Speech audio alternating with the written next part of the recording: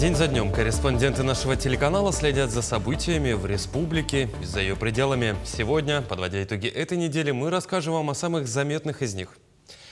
Вы смотрите программу «Якутия. День за днем». В студии Петр Васильев. Здравствуйте. Вот о чем мы расскажем в ближайший час. От прорванных труб до оборванных линий электроснабжения традиционно с наступлением сильных морозов увеличивается число коммунальных аварий. На улицах Нерюнгри появятся новые теплые остановки. Расскажем подробности. Почти 10 тысяч жителей Якутска прикрепились к новой смарт-поликлинике. Работа организации стартовала в конце минувшего года. Пушкинская карта продолжает открывать молодежи дорогу в мир культуры. С января в программе сменился банк-оператор. Поменялись ли что-нибудь для пользователей? От древнего эпоса до современных мотивов в стенах Сахатеатра дали торжественный старт Году культуры.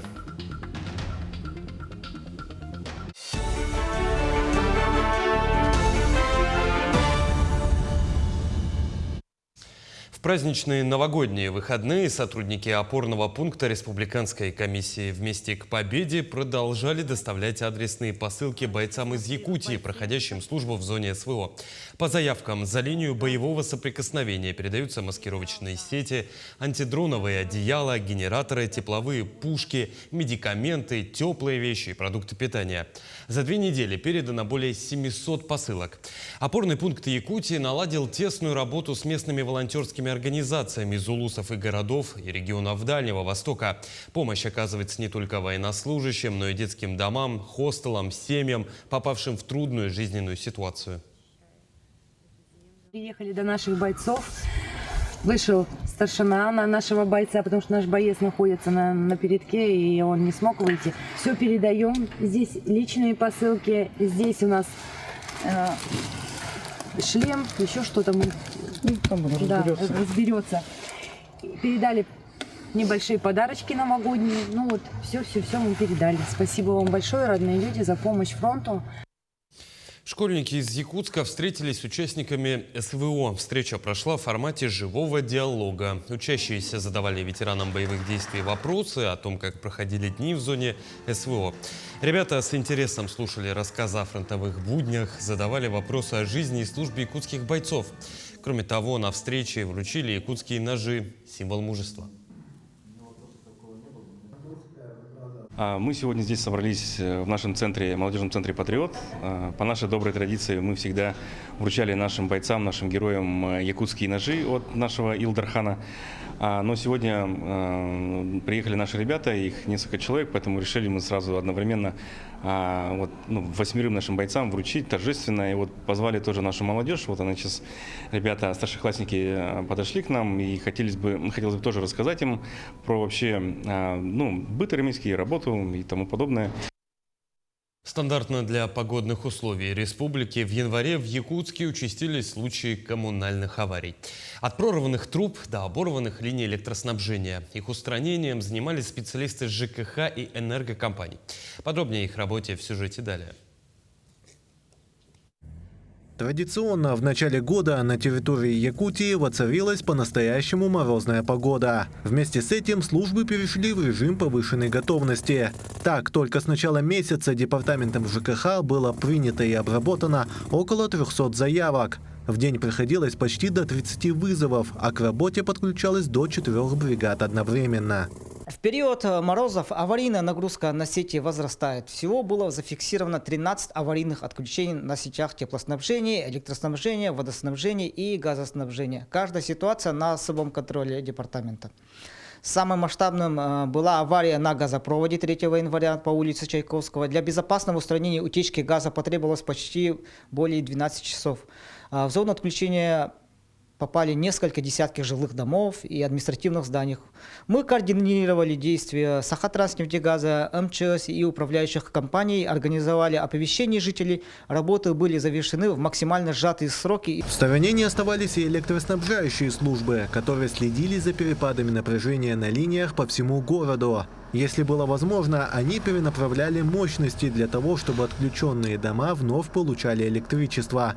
Их работа по устранению аварий – одновременные скоординированные действия нескольких бригад. В целом новогодние праздничные дни у нас прошли достаточно спокойно.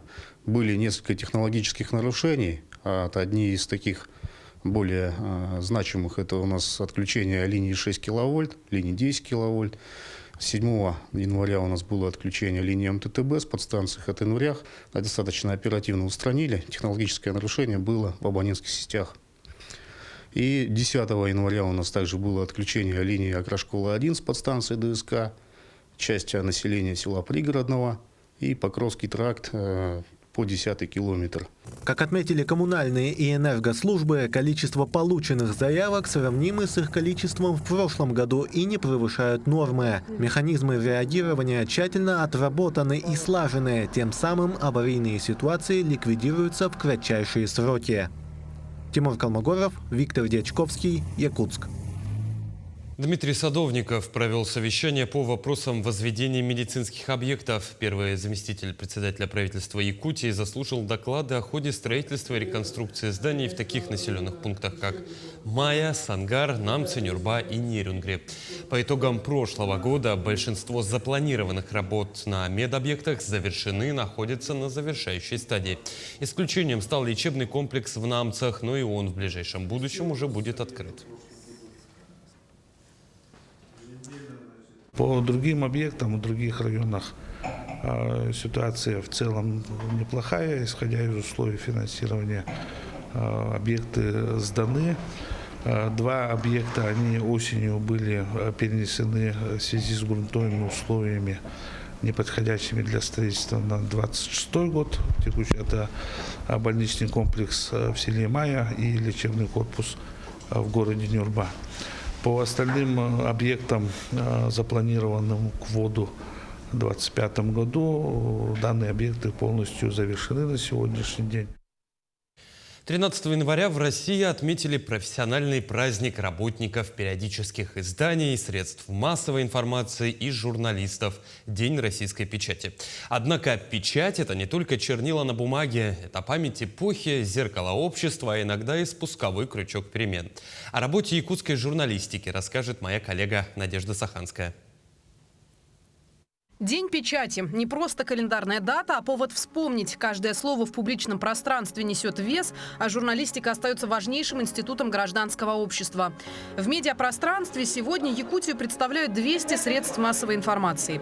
Каждый из них вносит свой вклад в диалог между властью и обществом, помогая решению насущных задач, волнующих жителей региона. Газеты, и особенно в сельской местности, остаются на первом плане. На основе газетных статей публикуются, издаются книги. Это все равно как бы газета, летописец истории. Быть журналистом значит каждый день отвечать на вопрос, а правда ли это? И не бояться искать ответы, даже если они не очень удобны. День печати – повод не только порассуждать о том, как рождаются материалы и что остается за кадром, но и весомая причина наградить профессионалов за их добросовестный труд. Получать награду за труд, за общий труд, за журналистскую деятельность всегда очень значимо. Наш долг – это достоверно, оперативно освещать нашу жизнь. И в этот прекрасный день я желаю всем своим коллегам творческого полета, новых начинаний и всего самого наилучшего. Говорят, что журналист – это человек, который знает чуть больше, чем говорит. А порой некоторые редакционные задания становятся настоящей хроникой современной истории, как, например, казалось бы, недавние Олимпийские игры. Мне посчастливилось работать спортивным комментатором, спортивным корреспондентом в свое время. И я считаю, что это было самое лучшее время моей профессиональной работы, потому что мы освещали разные соревнования, начиная от чемпионата России, Европы, мира, и даже побывал на 3 Олимпийских играх. Когда-то печать начиналась из гутенберговского станка, а сегодня с клика по клавише. Но суть остается прежней. Слово должно быть точным, а голос честным. Нынешняя молодежь не видела типографских цехов, но она знакома с цифровыми редакциями. Только вот удастся ли сохранить традиции профессии в эпоху перемен? Профессия журналиста предполагает дарить людям эмоции, дарить людям свое какое-то отношение, частичку души. А у машины пока души нет, и я не думаю, что она когда-то появится. То есть это четкий алгоритм, и заменить человека, журналиста, машина не сможет. Возможно, да, что-то редактировать, менять, но не делать полноценный, качественный, большой материал. Так что в эпоху мгновенных сообщений и вирусного контента особенно ценно сохранять культуру качественной журналистики.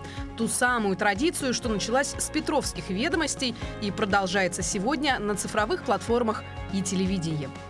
Надежда Саханская, Артумен Наговицын, Иван Сорокаумов, Якутск.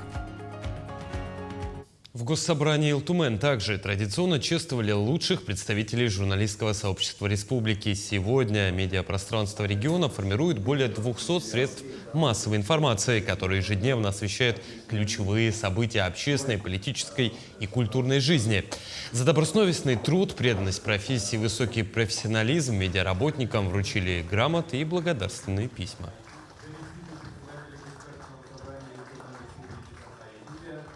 Получать награду за труд, за общий труд, за журналистскую деятельность всегда очень значимо. Наш долг – это достоверно, оперативно освещать нашу жизнь. И в этот прекрасный день я желаю всем своим коллегам творческого полета, новых начинаний и всего самого наилучшего.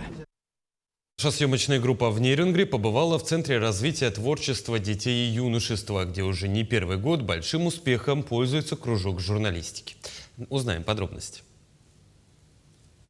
Создание развивающей образовательной среды для формирования знаний, умений, навыков и компетенций, необходимых для профессиональной сферы деятельности журналиста, предоставление возможности попробовать себя в роли журналиста. Все это желающие юные нерюнгринцы могут испытать в творческом объединении «Мастер слова» Центра развития творчества детей и юношества под руководством профессионалов. Дело в том, что современное поколение, как мы все знаем, оно практически перестало читать, то есть не владеет словом. И тем более, конечно, не может писать какие-то большие объемы текстов. Это достаточно серьезная проблема, потому что из школы они пойдут в институт, они должны будут осваивать информацию, получать ее, обрабатывать, а навык этот практически утрачен, а у кого-то его и не было. Поэтому вот это занятие журналистикой, оно позволяет этот навык и восстановить, и как-то очень сильно натренировать детей именно на работу с большими объемами текстов. Они очень много читают, они много пишут, они могут найти информацию, обработать ее, как-то трансформировать, что ли, да, и потом уже выдать красивый готовый текст. Пока из-под пера начинающих корреспондентов выходит стенгазета в единственном экземпляре, но работа над ней ведется по всем канонам. Редакционные планерки, обсуждение тем статей, верстка, дизайн, постановка творческих заданий и обсуждение готового материала. На самом деле мне интересно познавать что-то новое всегда. Я сейчас в таком возрасте, мне кажется, что хочется узнать всего да побольше. И моя подружка мне предложила, я очень люблю работать с текстами, и решила попробовать.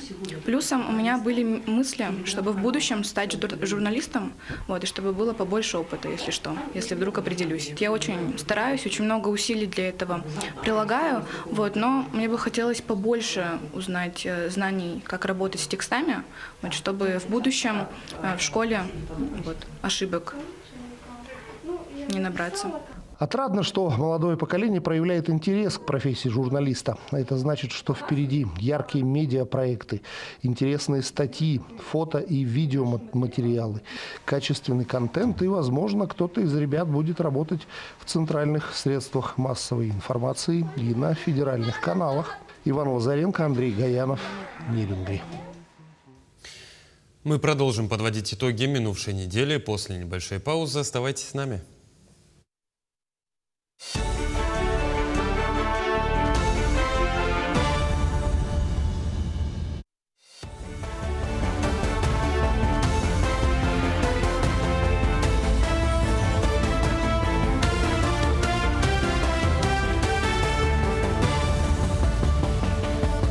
Вы смотрите программу «Якутия. День за днем». Мы продолжаем. Запретят ли в Якутии аборты? На днях в столице региона прошло собрание представителей правительства, Минздрава республики и частных клиник Якутска. Стороны обсудили возможность отзыва лицензии на осуществление услуг по прерыванию беременности. Тему продолжит Саргалана Неустроева. Еще с конца прошлого года якутяне обсуждают изменения в обслуживании платными медорганизациями. Теперь в прайс-листе некоторых частных клиник Якутска не найти услуги по прерыванию беременности. Они сдали свои лицензии, и, скорее всего, этому примеру в скором времени последуют и другие организации. Такова теперь политика Минздрава региона в частности и государства в целом. Тема достаточно щепетильная. Открыто высказывать свое мнение против, по крайней мере, офлайн, немногие готовы. Впрочем, само стремление государства повысить демографию люди поддержали охотно. Если честно, бывают такие ситуации, когда действительно аборт все-таки нужен. Поэтому 50 на 50. В принципе, это хорошо, да, рождаемость нам нужна и так далее. Но в этих ситуациях, конечно, я бы не поддерживала это. Ой, против абортов. Не надо, пусть рожают. Я против абортов. Это же вообще ненормально. О, это сложный вопрос, не могу сейчас ответить. Как сообщают в ведомстве, ограничительные меры связаны с политикой повышения демографии. Сами же клиники, отказавшиеся от абортов, еще одной причиной таких изменений называют чисто этические соображения. Предприниматель Светлана Яковлева, к примеру, отмечает, количество сделавших аборты в их организации без того с каждым годом неуклонно снижалось. Срабатывал распространенный механизм общения с будущей мамой. Подсознательно шли, видимо, к этому, потому что за 9 месяцев 2024 года у нас было всего 9 таких абортов. Мы хотели с Елизаветой Яновной, коллективом по акушерству и гинекологии, дать понять молодежи, что к рождению ребенка нужно относиться с более высокой ответственностью, потому что самая лучшая профилактика вообще абортов как таковых – это правильное планирование семьи. Акушер-гинеколог высшей категории Елизавета Яковлева считает, их клиника не лишает женщин выбора. В конце концов, получить желаемую услугу можно и в другом месте. А вот запрещать эти процедуры вовсе нельзя. Это неизбежно приведет к росту криминальных абортов. Тут представители клиники высказывают единогласное мнение. Необходимо просвещать молодежь не только разговорами о пестиках и тычинках. Это табу, конечно, все. Вообще про это почему-то все молчат и не говорят, да? Почему-то мы, акушер-гинекологи, только стараемся об этом говорить женщинам, да? Это уже таким взрослым женщинам, которые уже устоявшиеся взгляды и так далее. Хотя сейчас литературы очень много, да, очень много способов предохранения от нежелательной беременности есть. Но почему-то не все об этом знают хорошо, да, и не пользуются. При этом подавляющее большинство женщин, 80%, делают аборт по социально-экономическим причинам. Такую статистику приводят в Минздраве. Там же подчеркивают. Мы не накладываем полный запрет на прерывание беременности. Мы даем женщинам время подумать. Когда у женщины есть время успокоиться, подумать, с семьей поговорить.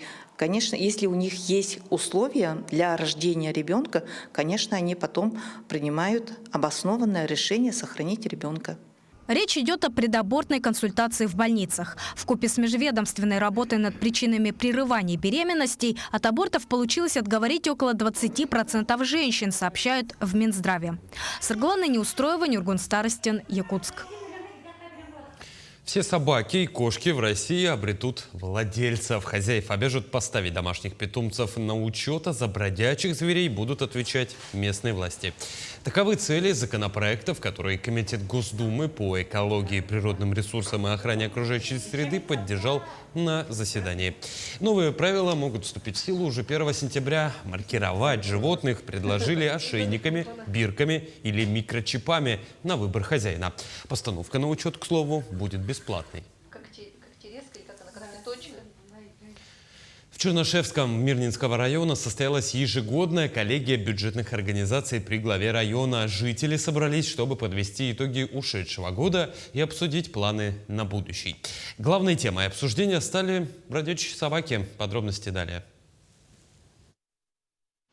Первым о проделанной работе отчитался глава поселка, отметив успехи за прошлый год. Однако, несмотря на достигнутые результаты, главной проблемой обсуждения стали бродячие собаки. Люди рассказывали о случаях агрессивного поведения животных и опасались дальнейшего роста их популяции. Вопрос по собакам, да? Проект санаторно-курортное проживание мы все прослушали, обзавидовались. На сумму МБТ услышали, и как бы вот вообще ничего не решается. Никаких путей. Мы самостоятельно отлавливали этих собак, находили машины, отправляли эти собаки в Мирнинский приют. Под конец года мы уже за декабрь мы сдали 6 собак, так отправили. В этом году у нас тоже планируется та же схема. Работа идет, работа с населением, опять же, чтобы в первую очередь это о запрете кормления собак в неположенном месте. Власти района заверили жителей в том, что проблема с бродячими собаками находится на контроле. Были озвучены программы по финансированию отлова и стерилизации животных.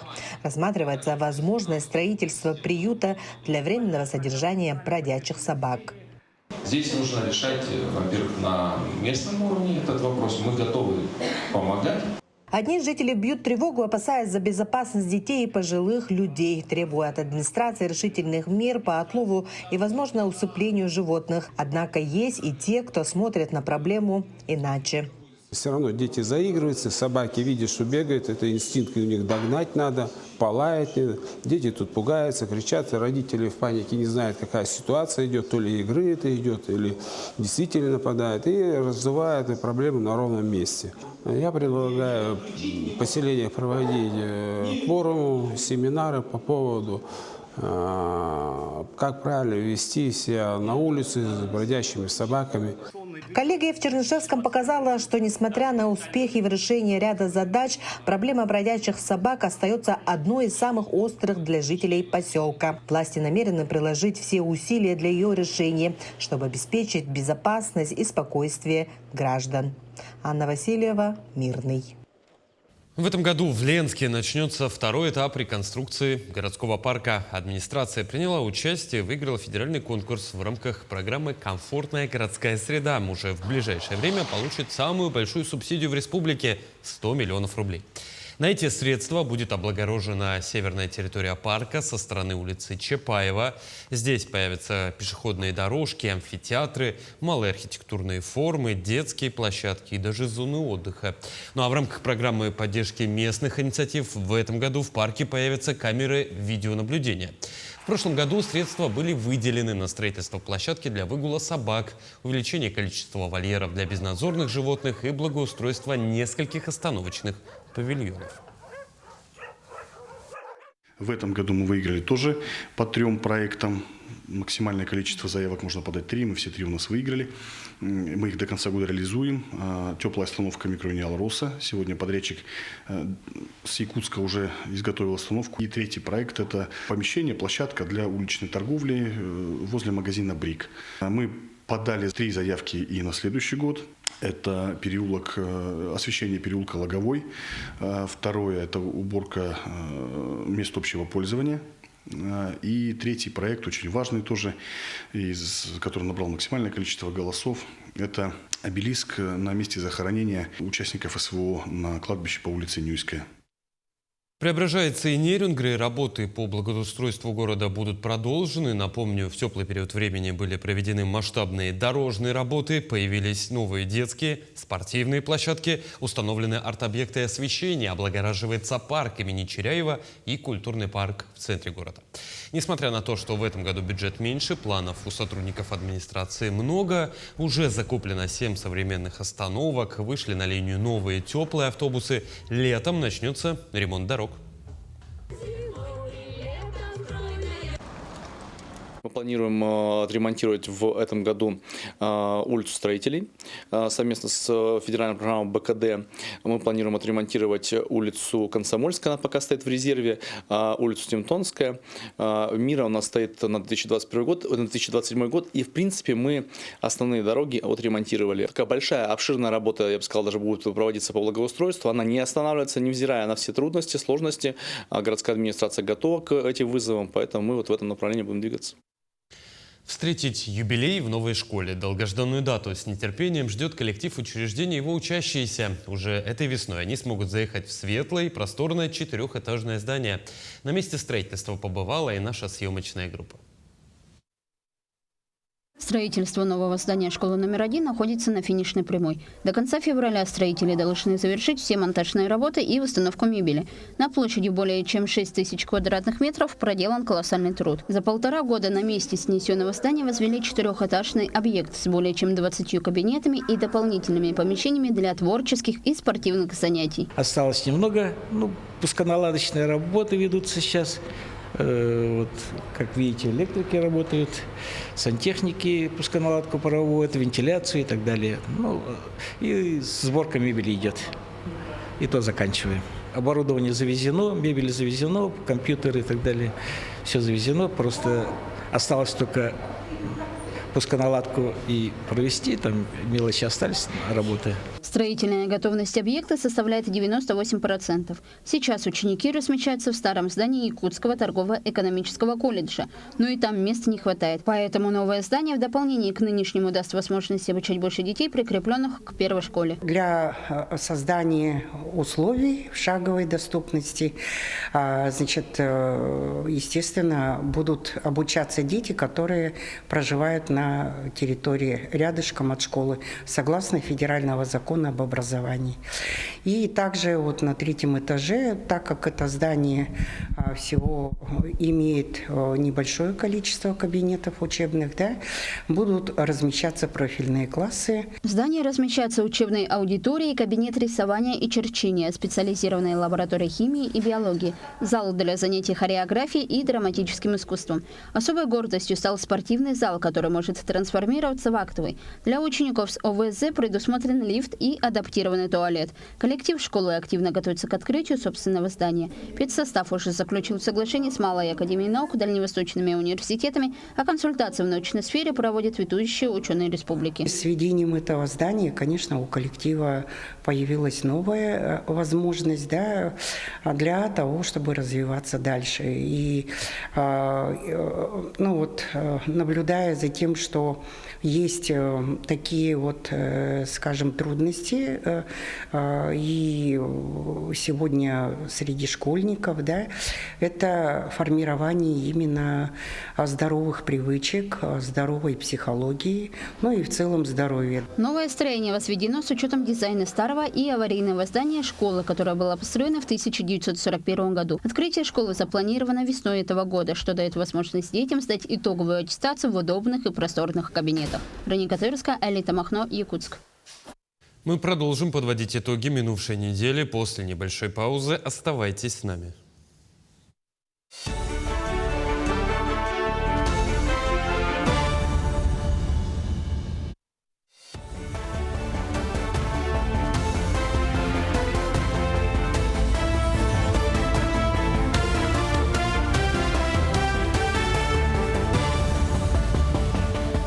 Вы смотрите программу «Якутия. День за днем». Мы продолжаем.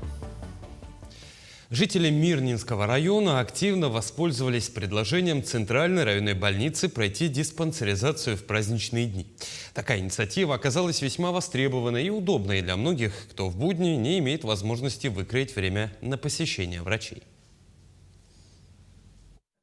Мирнинская центральная районная больница организовала медицинский осмотр для всех желающих, предоставив широкий спектр услуг. От консультаций терапевта и узких специалистов до лабораторных и инструментальных исследований. Пациенты могли проверить состояние сердечно-сосудистой системы, дыхательных органов, оценить риски развития хронических заболеваний. В состав входят исследования такие, как общий анализ крови, кровь на глюкозу, холестерин, свыше 40 лет онкомаркеры, кардиограмма, для женщин маммография, гинеколог, для мужчин ПСА сдается отдельно. Так, и также у нас с этого года ввели еще на исследование на гепатит С. Проведение диспансеризации в выходные позволило охватить большое количество населения. Многие жители, работающие вахтовым методом или имеющие полный график, смогли уделить время своему здоровью в период новогодних праздников. Очень хороший для нашего здоровья, который пожилым людям. Я всех призываю, чтобы все подошли и прошли. Это очень удобно, что мы вышли в этом году на новогодние праздники, пришли в свой выходной. Это очень радует. В будущем планируется продолжить практику проведения диспансеризации в выходные и праздничные дни, чтобы обеспечить доступность медицинских услуг для всех жителей Мирнинского района и способствовать раннему выявлению заболеваний. Анна Васильева, Мирный. С 20 января для выезда детей до 14 лет за границу потребуется загранпаспорт. Ассоциация туроператоров России предупреждает, свидетельство о рождении перестает быть документом, дающим право на пересечение границ. Новое правило распространяется на все страны, включая Абхазию, Беларусь, Казахстан и Киргизию, куда ранее можно было отправиться по свидетельству. Ограничение вводится именно на российской границе, при этом граждане старше 14 по-прежнему могут посещать ряд стран СНГ по обычному внутреннему паспорту россиян. Почти 10 тысяч жителей Якутска прикрепились к новой смарт-поликлинике. Работа организации стартовала в конце минувшего года. Ее медики обслуживают население Жатая, Тулагина, Капитоновки, Кельдямцев, микрорайонов Кангаласа и Сатал. Как отмечают специалисты, новое смарт-оборудование значительно сократило время постановки диагноза, при этом повысив точность исследований. Еще один важный аспект – уменьшилась и нагрузка на врачей по работе с канцелярией. Весь документооборот больницы перешел в электронный формат. Не зря в декабре прошлого года поликлиника попала в российский топ практик по организации записей визуального оформления. Здесь все в этой поликлинике, начиная с обычных простых методик до сложного оборудования. Вы видите здесь, что у нас и КТ-аппарат есть, и МРТ-аппарат, очень серьезное реабилитационное оборудование, которое необходимо для реабилитации пациентов. Так что все, что необходимо, здесь есть. Впервые в истории Якутска городу выделили федеральное финансирование на покупку новых автобусов. Транспорт начнут закупать уже в этом году. Сколько в итоге город получит автобусов, знает Саргалана Неустроева. В якутском автобусном парке вновь пополнение. Еще в прошлом году администрация закупила 50 единиц транспорта. Вот они, те самые новые автобусы, которые недавно прибыли в Якутск. С них еще даже не успели снять пакеты. На первый взгляд они ничем не отличаются от тех волгобасов, которые уже сегодня курсируют по городу. Но есть одно важное отличие. Эти автобусы на 1 метр больше, соответственно, увеличивается и вместимость. Распределят их по загруженным маршрутам и тем рейсам, на которых преобладает старый автотранспорт. Большое количество автобусов распределено на необходимые маршруты типа маршрутов 5, маршрутов 7, где в часы пик у нас большая заполняемость пассажирами, утренний час пик, вечерний час пик. Поэтому в первую очередь автобусы в большом количестве пойдут именно на эти городские маршруты. На линию новые автобусы выйдут уже совсем скоро. Осталось пройти техосмотр и оформить необходимые документы. Таким образом, больше половины всего общественного транспорта Якутска придется на современные автобусы. Их 182 единицы. Кстати говоря, обновление автобусного парка может частично снять проблему кадрового голода. Все потому, что водителями на новенькие автобусы люди идут чаще. Ну и кроме того, езда на волгобасах снижает нагрузку на специалистов. Коэффициент выхода на работу у техники, он, естественно, повышается, и усталость водителей уменьшается. То есть водитель устает в 1,5 раза меньше, чем на обычной технике. По новой технике пока что у нас все в порядке с водителями. Мы набираем минимальное количество водителей, которое нам необходимо, чтобы выпустить в первое время. Закупка продолжится, это факт. В декабре городской департамент по транспорту узнал радостную новость. В рамках нацпроекта «Инфраструктура для жизни» Якутск получил средства в размере 400 миллионов рублей. Эти деньги в течение 3 лет будут направлены на закупку новых автобусов. В этом году запланировано не менее 20 единиц техники закупить. В последующих годах это уже будет уже 30 автобусов. Всего мы планируем купить не менее 70-60 единиц техники. Важно отметить, новые автобусы ездят на метане, что дешевле бензина и куда экологичнее. Так что современный транспорт как обеспечивает вместимость, так и бережет легкие и кошельки горожан. Саргалана Неустроева, Нюргун Старостин, Артумен Наговицын, Якутск.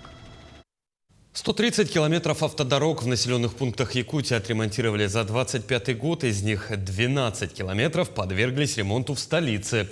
В настоящее время стоит остро вопросы по содержанию дорог. Такую информацию озвучили в ходе рабочего совещания под руководством первого зампреда правительства республики Дмитрия Садовникова. Отмечу, работы на большинстве объектов велись в рамках нацпроектов. Отдельное внимание на заседании уделили перевозке грузов и жизненно важных товаров по автозимникам. По зимникам тоже на контроле очень остро стоит Яна, автозимник, Индигирка, Кобяй, где вот уже в течение марта уже ожидается ухудшение погодных условий. На сегодня северный завоз в полном объеме выполняется в штатном режиме. Обсуждение тоже вот по топливу, нефтепродуктам, по наполнению техникой, чтобы дальше продолжали содержание, ремонт, содержание автозимников, ледовых переправ.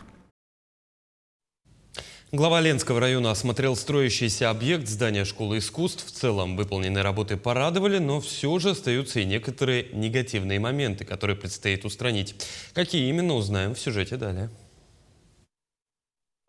Глава района совместно с председателем районного совета депутатов и руководителем управления капитального строительства в очередной раз посетили строящееся здание детской школы искусств. Объект стал долгостроем. Подрядчик, который начинал строительство, оказался недобросовестным. Договор с ним был расторгнут. Сегодня на объекте работает другая строительная компания. Бригада трудится в авральном режиме. Закончить работы нужно до конца текущего года. Перед осмотром здания подрядчик рассказал главе района о ходе строительных работ. Ребята активно вентиляцией занимаются, пока противодымной. Так, потом, когда они подготовят уже выход на кровлю в более теплое время будем готовить. Там тоже много отверстий, поэтому мы хотим это попозже сделать. Но они активно работают, прямо допоздна работают. До 9:30, вчера ушли опять, да. Вот. Сейчас вот вчера приехали отделочники. Ну, отделочники плюс к тем, которые... У нас было тут 6 человек. Работу на объекте новый подрядчик начал с вывоза мусора, после приступил к облицовке фасада. Также была обустроена кровля над актовым залом. На данный момент идут отделочные работы. Устанавливается вентиляционная система, производится облицовка стен кафельной плитой. Спецработы – это вентиляционные работы, очень большой объем работ этих. И плюс ко всему еще занимаются прокладкой внутренних систем водоснабжения, канализации, пожарный водопровод. Вот мы опрессовывать собираемся. Глава района объект осмотрел полностью, зашел в каждый кабинет и подсобное помещение. Конечно, после осмотра возникли некоторые вопросы по проекту. Их подрядчик пообещал решить. В общем, на данном этапе выполненные работы радуют. Видим, что работа ведется, тепло в здании заведено. Там то, что была сырость, сейчас это все, сырость ушла. Сейчас, в принципе, здание сухое стоит. Ну и работа, да, работы, смотрим, ведутся по отделке уже. Электрика, в принципе, здесь уже, ну, процентов, наверное, 80 она проведена. Сейчас отдельные работы ведутся по отдельным кабинетам.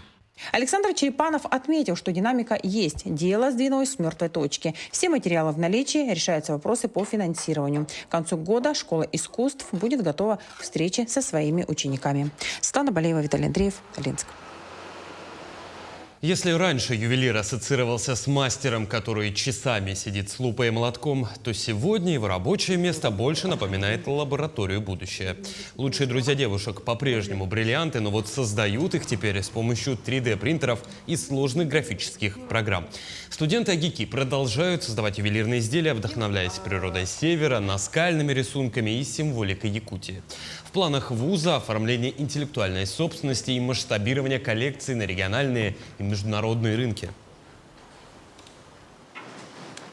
Очень много внимания к нашему университету и очень много ребят, которые хотят к нам поступать. Но так как у нас очень ограниченные места, имеется высокий спрос, высокая конкурентность. И на данный момент сейчас обучается 21 студент, но мы думаем, что в ближайшие 2-3 года эта цифра будет удваиваться, то есть увеличиваться, так как есть спрос и есть необходимость появления таких специалистов, которые как раз будут работать с ювелиркой.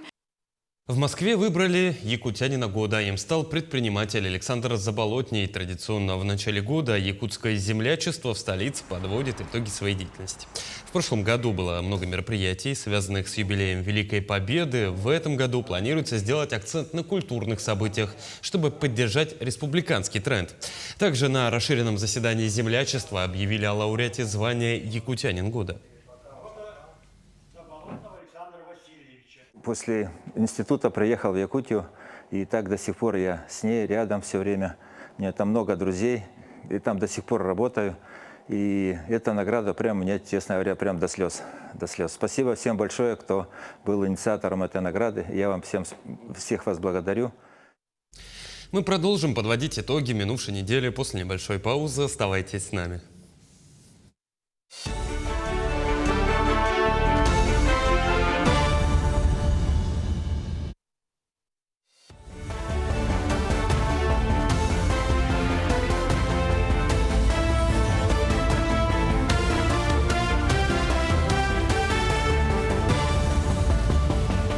Вы смотрите программу «Якутия. День за днем». Мы продолжаем. Пушкинская карта продолжает открывать молодежи дорогу в мир культуры. С января этого года в программе сменился банк-оператор, однако для пользователей это прошло почти незаметно. Необходимо было лишь переоформить карту в приложении «Госуслуги культура». Если самим сделать не получилось, помогут специалисты банка или нацбиблиотеки. В Якутии обладателями пушкинской карты сегодня являются более 310 тысяч молодых людей. Среди них Евдокия Исакова, ученица 9 класса школы номер 5. Оформила карту она еще в прошлом году и с тех пор регулярно выбирается вместе с семьей в музеи, кино и на выставки. Меня попросили в школе оформить пушкинскую карту, чтобы мы пошли там на спектакль, театр. С классом мы ходили на «Капитанскую дочку».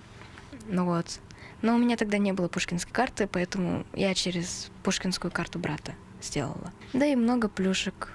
По России я летаю, я иногда ходила туда-сюда, всякие концерты. К программе активно присоединяются и новые участники. Кириллу Бутакову, ученику 8 класса 18-й школы, недавно исполнилось 14 лет. Именно с этого возраста можно оформить пушкинскую карту. Сделать это ему помогли специалисты Национальной библиотеки Якутии. Рассказали о возможностях программы и объяснили все этапы оформления. В библиотеке очень быстро оформили пушкинскую карту. Хорошие специалисты. Мне кажется, пушкинская карта будет очень полезна и очень сэкономит семейный бюджет. Теперь я смогу сходить на спектакли, которые мне интересны. Сегодня с помощью карты в республике можно посетить около 190 организаций культуры. В их числе 14 театров, а также 20 музеев, 125 культурных центров и различных образовательных организаций. За время действия программы сотрудники библиотеки помогли оформить пушкинскую карту более чем 1000 молодых людей. Мы выезжаем в школы, в колледжи, в вузы и также информационно и технически помогаем оформить пушкинскую карту. Для оформления нужно паспорт, СНИЛС и подтвержденная учетная запись на портале Госуслуги. В 2026 году, объявленном в Якутии годом культуры, программа продолжит действовать в прежнем формате и обеспечивать доступ молодых жителей республики к учреждениям культуры. Даяна Федорова, Станислав Потапов, Якутск. От древнего эпоса до современных мотивов в стенах Саха-театра дали торжественный старт Году культуры в республике. Калейдоскоп мероприятий знаменует множество важных событий, включая и день проведения открытия. 16 января утвержден днем основания Якутского национального театра. Подробнее о планах и проектах в сюжете далее. 120-летие Якутского национального театра, старт третьего десятилетия героического эпоса Олонхо, открытие новых культурных центров и реализация проектов, направленных на развитие эпоса. Все это, как и многое другое, знаменует 2026 год, объявленный Годом культуры в Республике Саха-Якутия. Каждый человек основывается на своей культуре, на культуре своего народа. И культура народа – это наивысшая ценность, которую мы бережем, мы стараемся сохранить и передавать от поколения в поколение. И когда народ основывается на своей культуре, на своей традиции, он является устойчивым. Он преодолевает любые препятствия, сложности, оберегает его культуру народа. И вот почему важно провести год культуры на очень высоком организационном уровне.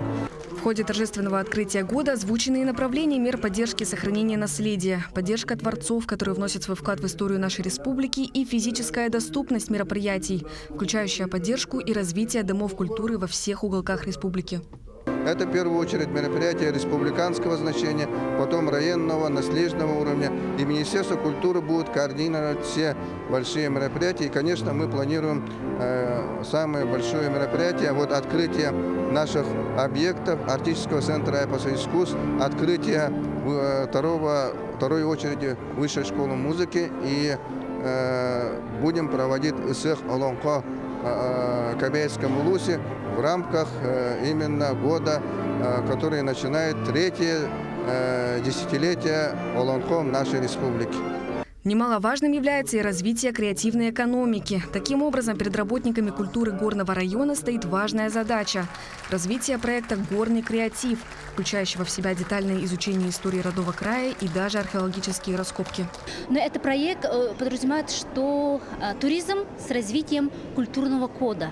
Мы хотим, чтобы Горный Улус имел свой культурный код. В отличие от дизайн-кода, она олицетворяет то, что извне именно, что наши легенды, наши вот артефакты, да, из этих мы делаем такой единый культурный код нашего улуса и хотим сделать такой туристический маршрут, чтобы работать с другими улусами.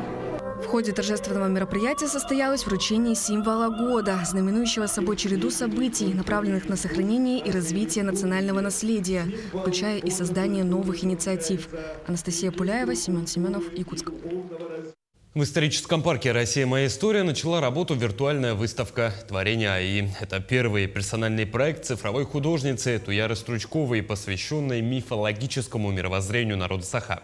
Экспозиция состоит из 12 залов и отражает путь сотворения мира через 3 уровня якутской космогонии. Помимо этого, в день открытия выставка сопровождалась ярмаркой якутских мастеров с благотворительной миссией. Собранные средства направят на оказание помощи ребенку с врожденным пороком сердца.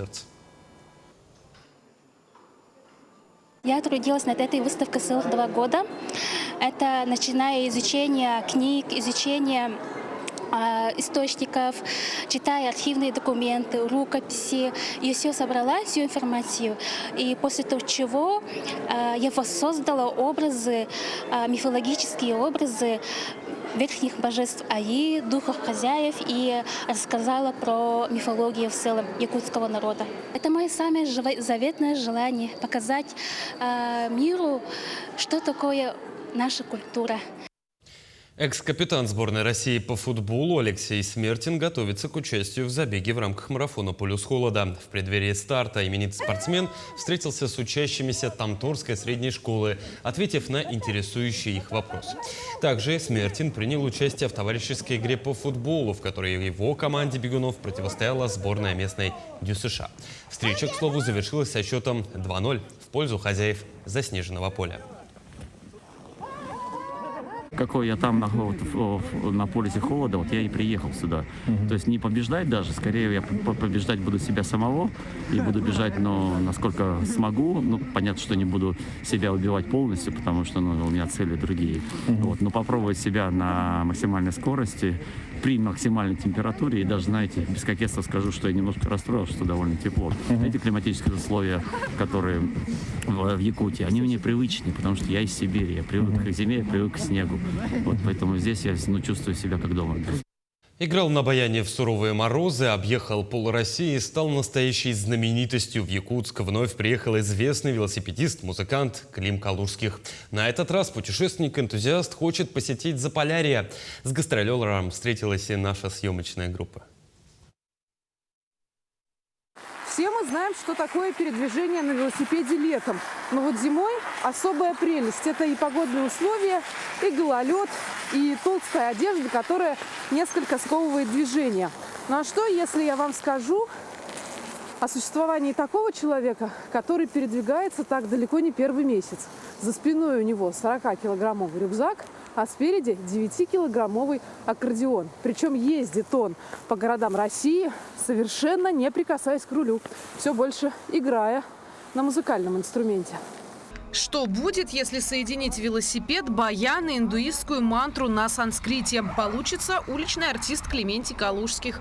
22-летний строитель-кровельщик нашел свой необычный формат. Он катается по городу, играет на народных инструментах и поет древние тексты.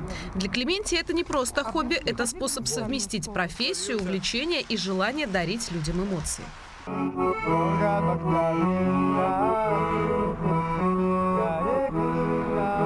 Звучит инструмент совершенно по-разному.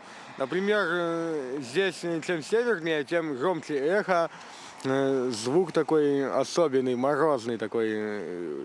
И особенно прикольно, когда еще там я подтопываю по снегу, чтобы слышно было, как скрипит снег местный.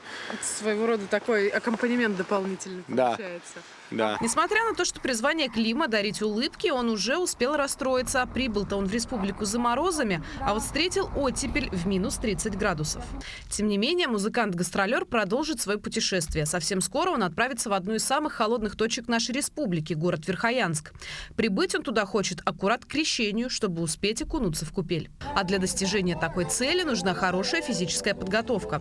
Впрочем, Климентию этого не занимать. Правда, сплоховать может техника, так как аккордеон – это уже 5-й по счету, а у велосипеда не переключаются скорости. Перемерз механизм. Тормоза работают, но при нажатии на тормоза колесо заедает постоянно. То есть именно здесь, в Якутии, постоянно то есть не переключаются скорости. Путь до Верхоянска и обратно займет у артиста 2 недели. Планов громадье. Клим хочет посетить Камчатку, зарулить на родину в Магадан, где не был 9 лет, а также побывать за границей в ЮАР, откуда прямиком на Антарктиду. Пожелаем удачи и легкой дороги. Надежда Саханская, Нюргун Старостин, Якутск. На этом наша программа подошла к концу. Такой была минувшая неделя. Ну а я с вами прощаюсь. До встречи.